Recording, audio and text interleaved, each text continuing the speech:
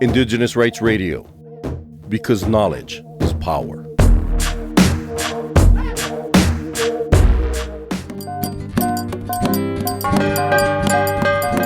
The 2024 Indigenous Media Conference, organized by Indigenous Journalists Association, took place from July 25 to 27 in Oklahoma City, United States. The event brought together Indigenous journalists, media professionals, and experts from around the world to discuss and address the pressing issues faced by Indigenous media practitioners. The conference also provided an opportunity to celebrate their contributions and achievements.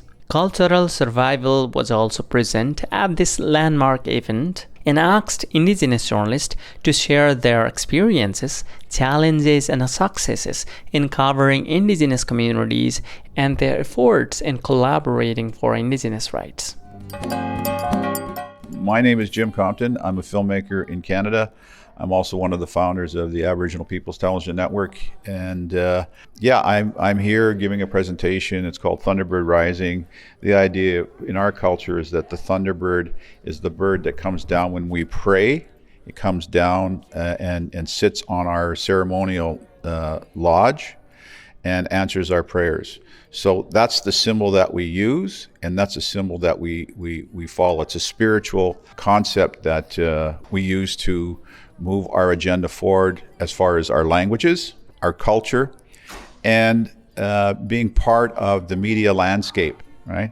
So that's important, because we always come from a spiritual standpoint, and within that we have issues. We have issues of murder and missing women. We have issues of homelessness, which is a big issue. We have issues of child welfare, where our children are being taken away, and we're slowly getting those things back. So we have all these issues, and we need to get those issues told, but from our perspective. Why is it important from us? We can't hand that over to the non-Indigenous media to tell our stories. And within Article 16, that is our right as journalists to tell that story. The state has to acknowledge that. And we have been pushing the Canadian government, for example, on that for many, many years. And it's now just being adopted, right, as an act, right? So I think that for other countries, it starts there within that act, but it also starts with, for example, in your country, I would think a commission that would be set up that would look at the truth of what happened to the people and what would be the reconciliation. Article 16 speaks to that reconciliation. What needs to happen? It needs to have monies set aside for people to, again, tell their stories, because they need to have the power of that story to change and affect government, but also to bring their culture back and maintain their language within that. That's why it's important. It's been a long journey for me. I started, like I say, in the early 80s, and I started through it wasn't even an Indigenous program. It was a program called Multicultural, right? So, and I didn't even get in, but I persevered, right? And so I found money to pay my salary to be part of the Canadian Broadcasting Corporation. They weren't even paying my salary. But what it allowed me to do was to tell my story. And once I told that story, and once the people say, well, you didn't know that about Indigenous people. And so basically, it's almost like a fairy tale, but the ratings went up. People had an appetite at supper time news for Indigenous stories. And first story I ever did, I won an award, a writing award, right? And it's been a long ride, very inspiring ride, fulfilling ride. And now that I see, because I was at the first Indigenous Journalists Association meetings way back in 1982 when I was just a junior reporter writing on the streets of Winnipeg on the issues. And to see it grow to what it is now, and to have support from the United Nations, I think that's so important, and so the more we tell that story, the more we work on those acts, I think the more that we're going to have people understanding that, hey, we all live here, and we all need to have our stories told, and our cultures maintained. When we launched APTN, that was a major part of it, was to have a news department that would look at our issues, that was told by our people, understanding our culture, and getting the power of the story out there, right? And I think that that's the most important thing. But the number one thing you hear here is, oh, but we're underfunded.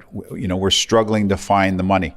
Well, you know, all these media outlets, they come into our living rooms every day.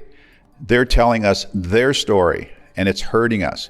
We need to have a set aside so that we can have our own network to tell our story. All right, and you know, from a truth and reconciliation standpoint, it reconciles with the powers that be, right? I don't know what the powers that be are in your country, but the powers that be are the Canadian government here, and they recognize that through UNDRIP, and also they recognize the power of the media, power of story, through Article 16, right?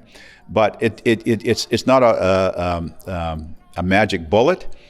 But if you add it to the truth of what's happening in Canada, and the Truth and Reconciliation looks at, you know, murdered and missing women and girls, and it also looks at, you know, the children, the graves that have been found during residential school and residential school issues. Those are brought to the forefront, and those stories would only be told from our own perspective, so that we can move forward. And again, it goes to the power story. The power story would say, okay, this is our perspective based on our culture. This is the perspective based on our language, you know? So, you know, for example, you know, the organizations that they talked about in the video, right? Thunderbird Rising, it talks about spirit, Pimadziwin, right? And what that means to us, right? That's the essence of who we are, is that spirit, and how do we get that spirit to rise up? And we believe that it is by the power of story, telling our stories, people understanding first of all what that Thunderbird is, and secondly, bringing them into that house to understand our issues. And that's what so that's what I had said, that, you know, the political entity that has that act also has the power to dictate what comes into your living room. So that's the CRTC.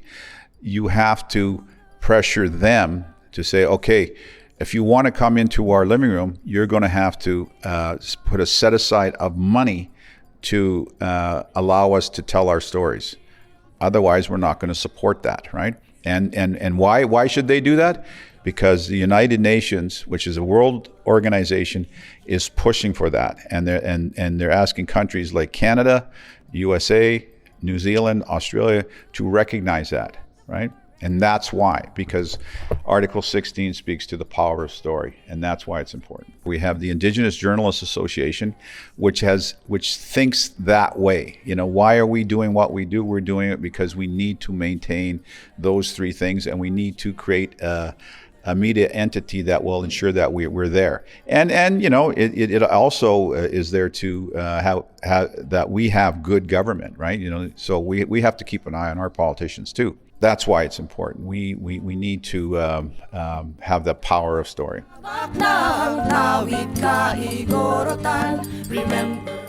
For more information on Indigenous rights, visit ces.org/rights, and also follow us on Twitter, Instagram, Threads, and Facebook.